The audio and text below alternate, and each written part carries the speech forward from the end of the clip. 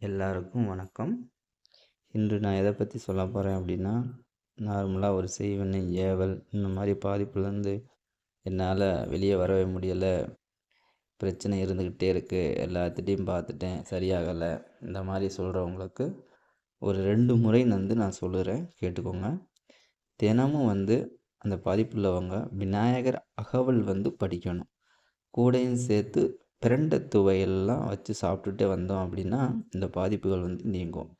இன்னொரு முறை என்ன அப்படின்னா, தேனில் நான் சொல்கிற மந்திரத்தை சொல்லி ஜெபிச்சு அந்த தேனை சாப்பிட்டு வந்தாலும் இந்த ஏவல் பிரச்சனைகள், செய்வன பிரச்சனைகள்லாம் நீங்கும். அது என்ன மந்திரம்னா, ஓம் ஹரி ஓம். இந்த மந்திரம்.